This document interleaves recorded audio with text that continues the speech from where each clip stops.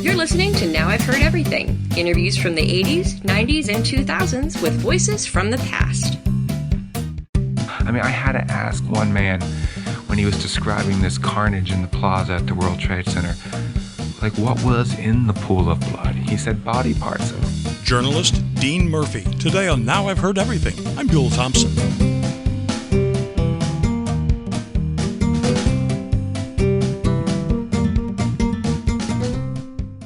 The September 11th, 2001 attacks in New York and Washington were to this generation what Pearl Harbor was to our parents and grandparents.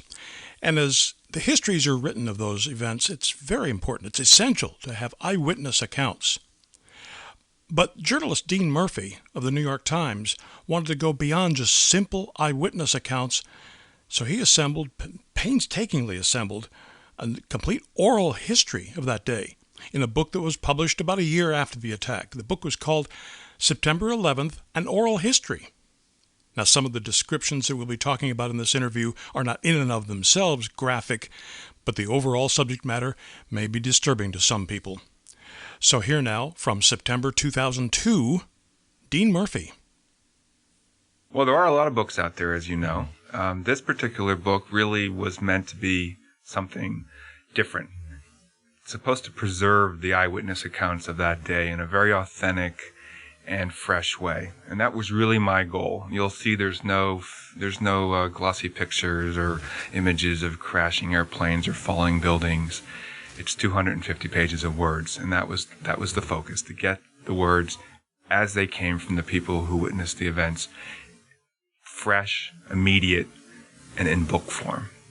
And these are the people who were closest, in some cases, to the actual tragedy. This is, with all due respect to Oprah, there's nothing in here about Oprah. Yes, I was sitting at my kitchen table in Chicago and I was horrified. No, you talk to actual people who experienced the horror and the terror, and that, as you describe it at one point, that pit in the stomach, that kind of collapsing inward on yourself kind of feeling that day. Absolutely. And that sort of was again, by design, I was looking to get the oral history of that day. There are people sitting in the kitchen somewhere who have their own version of what happened that day. Let's face it, we were all witnesses to that day. It's our own Pearl Harbor. Absolutely. No matter where you were, you're going to remember where you were. And I actually have a couple people in the book, partly because of that, who were not in the World Trade Center or at the Pentagon, but had some immediate connection to someone there. There's a father who was on the 91st floor of the first tower. And I have some emails from his son in London who was obviously very connected. There's a woman in Arkansas who had actually sold some baseball caps to a guy who was in one of the towers as well, and her sort of distant fear for him. So I tried to capture a couple of those, but that really was not the purpose. The purpose was to create a history of that day. And I really took that task seriously, the idea of somehow providing one little stone in this big historical wall of September 11th. We know from all kinds of histories, whether it's the Civil War, whether it's World War II, people will be arguing for decades to come about all kinds of things. Did Roosevelt try to get us into the war? You know, who was responsible for the North or the South? Was it economic? Was it slavery? You know, these debates are going to happen about September 11th. My purpose was to provide just the beginning, the first take of the history, and that is the first-hand witnesses. Well, if history is a 100 million piece jigsaw puzzle, you've provided us some of the puzzle pieces so that as over time the picture will become clearer and clearer, because every single one of these people witnessing the same event looked at it from a different point of view and saw something a little bit different, felt it a little bit differently, in some cases literally felt it a little bit differently. That's absolutely right. And it was interesting because last night we had a sort of a memorial event in Manhattan where people from the book were invited to come. And as you can imagine, most of the people in the book don't know each other. I sort of went about picking who I thought would be best as a representative sample of what happened that day. And that didn't really mean guys sitting next to each other in the same office building. And last night, a couple of them got up and read from their narratives.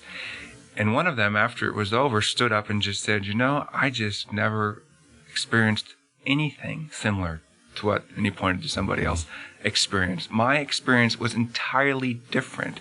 And it was his first realization. He actually, this is Louis Leshy, he's in the book. It was the first time he had actually read everybody else's account or had heard them and realized that his was very different. And so even for the people who experienced them, the diversity of the experiences is somewhat daunting.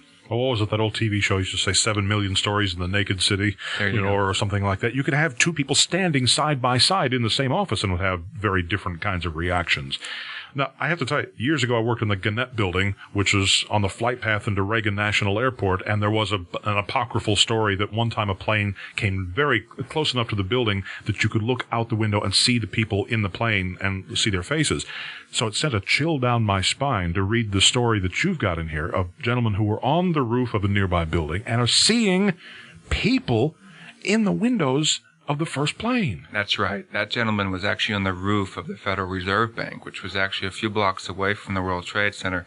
And there had been a routine inspection on the roof because one of his painters was supposed to be painting the stairwell, and he noticed water dripping.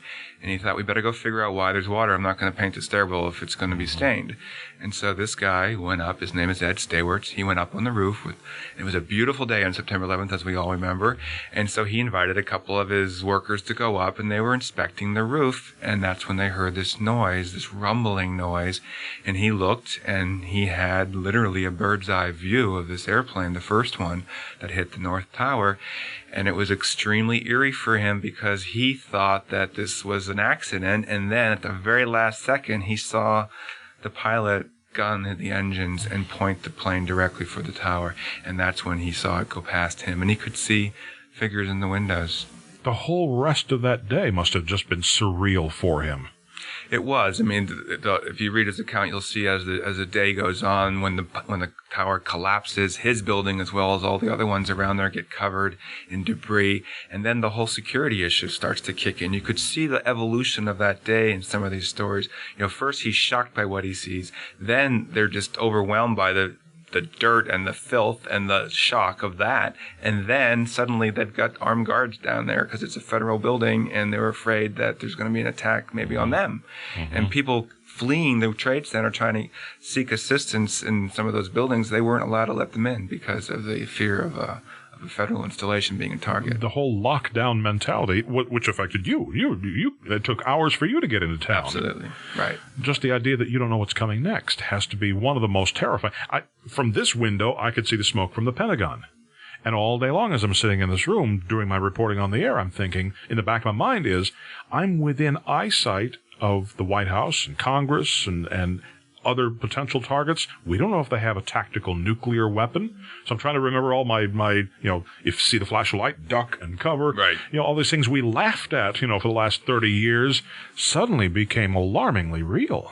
Absolutely. And I think that's, when you see the book, that's one of the reasons I was really careful to make sure the Pentagon was included in this. There are a lot of books about September 11th, and this isn't a criticism, but they have all focused on New York. And I think the Pentagon experience, especially for people here in Washington, was just as harrowing and psychologically damaging as the one in New York. Admittedly, the loss of life was less, but one dead person is one too many, you could say. So you'll see that there are people in the book who actually were in the Pentagon and explain what it was like for them to be here in that environment. And what was, as a journalist, I was covering the events in New York for the New York Times. I had not covered the events in the Pentagon. And so it was actually very educational for me, because one thing that I didn't have any understanding of was that the people in the Pentagon were following the events in New York, just like the rest of America was for those first, few minutes when the first plane hit and then the second plane hit. And then they got hit. And a lot of people were watching television. They were calling friends in New York. They were doing what all the rest of us were doing, and then they became a target. And it's important that that's not forgotten in the context of September 11th. Well, when you reach down into the terror of that day, it doesn't really matter in the end if you were on the 3rd floor of the Pentagon or the 103rd floor of the World Trade Center. The feeling has to have been the same when you see an object crashing through the wall and almost killing you instantly. Right. And I think the difference between the two places is only in the difference of the perspective of the people who experience them. And that was another goal in the book, was to make sure I got a broad cross-section of people who experienced that day. You'll see there's a Surgeon General for the Air Force from the Pentagon, and there's a high school student at Stuyvesant High School right near Ground Zero in New York. You have somebody who was on the 91st floor of the first tower, who literally was sitting at his desk and saw the underbelly of the plane go into the floor above him. And then you have a woman who worked in the subterranean basement of the World Trade Center, who was the keeper of the keys and saw everything on television screens and on telephone calls from frantic people trapped in elevators. So the idea, you're right, the horror of that kind of cataclysmic event is very common in the sense that everyone shares it, that commonality.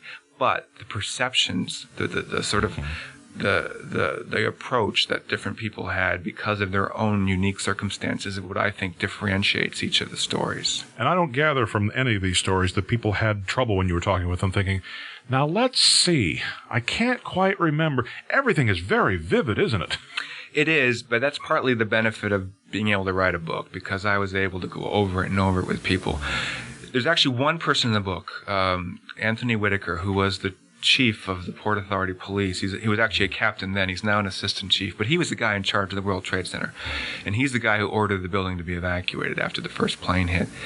He talks about memory lapses. But the other ones had some memory lapses, or they hadn't quite ordered the day. But the beauty of writing a book versus writing a news story on a day-to-day basis is that I could go back and we could go over this. There's a lot of interviewing that went on. People sent me emails. We talked in person on the telephone.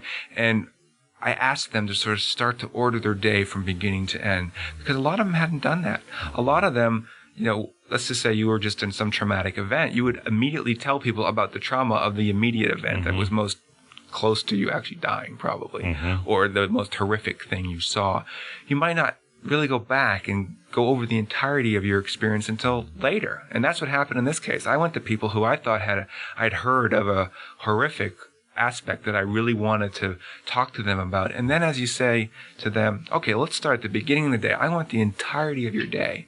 You suddenly find out there's all these other things that were just as amazing and that they themselves had not really put in one timeline. And so, in that sense, the memory thing is interesting because... well, you're part therapist then at that point. I'll tell you, I had a lot of sleepless nights. I don't even pretend to say that what I experienced was a tenth of what these people went through, but you cannot do this intense of work, this talking to so many people in such great depth and such detail and asking them such personal questions without becoming extremely involved with them. That wall of journalistic objectivity tends to have some breaches in it, doesn't it? It does, and I sort of justified it in my own mind in that this was a unique experience. I mean, we talk about journalists, in fact, one of the reviewers of the book mentions this, journalists being writers of rough drafts of history, and that as a writer of a rough draft of history, one of your most important priorities is the deadline. You need to get it done. And sometimes you sacrifice context and sometimes you sacrifice accuracy, not intentionally, but it happens. I viewed this as like a second draft. I got to go back and really go into detail with people. And to do that, they had to trust me. These people, they're not just giving, the bare bones chronology of their escape. They're not giving just the mechanics. It's all there. I got to the 99th floor. I got to the stairwell C. I did all that. Or in the case of the Pentagon, I ended up going out this door versus that door. That's all there. But these people also bear their inner selves. I mean, they really share their highs and their lows and their moments of confidence and their moments of fear, the things they're proud of, the things they're shameful of. And to get people to do that, they have to really believe that you're going to treat it accurately and respectfully. And to do that, you can't have the same distance that you would have in a normal, hello, I'm here from the New York Times, please tell me your story. How do you feel? I hate that question. If there was one question I could do away with forever, it would be, how do you feel? Well, how do you think we feel? We just survived an attack. What do you think? Right. But, and thankfully, there's nothing about the how do you feel in here. I mean, but there is the sort of the awkward question that some people who might hear a TV person particularly ask, like detailed sort of questions about things that might be considered morbid or bad taste. I did have to ask those kinds of questions, and but I felt for it to be a really accurate history.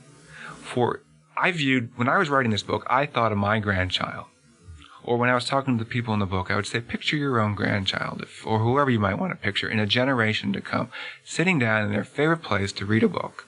And forget all the TV images we have. I'm talking about a very traditional form of communication, which is a book. It allows you to use your imagination. It allows you to really let words say the story in a personal way to you. Think of that, and think of what you want that person to get out of the book. And for that to be a really representative, accurate portrayal of September 11th, it has to have the detail. I mean, I had to ask one man when he was describing this carnage in the plaza at the World Trade Center, like, what was in the pool of blood? He said body parts. I need to ask him if it was arms and legs, and that was not easy to ask, and that was not easy for him to tell me. But it was crucial to his story because he was actually, his name is Martin Glynn, and he's talking about a police officer that actually prevented people from seeing this scene, and he thinks she saved a lot of lives because she prevented chaos, and she prevented the type of panic that would occur when people saw that. And so for that to resonate, for you to buy into basically his story, you have to know, well, what was she preventing people from seeing? And to say a pool of blood just doesn't do it, especially someone 30, 40 years from now who has no connection to this event like we do. So anyway, there are a lot of hard questions that might be considered journalistically offensive to the average person on the outside, but I think when you read it, you'll understand why those questions were asked, and I think you'll see the people who I asked answer those questions in the end didn't have a problem answering them. I just really want to make sure that it's clear that the people who are in the book really went through a lot to share these stories. This was not an easy thing, and I really have a whole lot of gratitude to these people because they really are helping us preserve a record that was not easy to preserve. We've all seen the sound bites. We've all seen people talk about that day. But when you see the book, these people talked more than sound bites. These people told you what they were feeling in their hearts. And I just think that is such a gift. It would be a gift under any circumstances. But given the importance of this particular day in our lives and the current history of our country, I can't say thank you enough to them. Dean Murphy is now Associate Managing Editor of the New York Times. Now, you can get a copy of September 11th, An Oral History by Dean Murphy by clicking on the link in our show notes or by going to our website, heardeverything.com. We may earn an Amazon commission if you make a purchase. Now, heardeverything.com is where you'll also hear my 2002 interviews with two other people with very close personal connections to that tragedy, my 2002 conversation with the wife of Todd Beamer, who is the hero of Flight 93, Lisa Beamer. On September 10th, God knew what was going to happen to Todd, and he knew what was going to happen to our country. And, for whatever reason, in Todd's case, he decided not to change the course of history for Todd and not to allow him to take a different flight or get stuck in traffic on the way to the airport. And my interview with New York Fire Department Battalion Chief Richard Picciotto. I thought something was happening in the North Tower, in the building I was in. The noise went through us and then stopped, and then it was a deathly silence. That was the South Tower collapsed. And of course, we post new episodes of Now I've Heard Everything every Monday, Wednesday, and Friday. You find us everywhere you listen to podcasts, including now, of course, YouTube. And thank you so much for listening.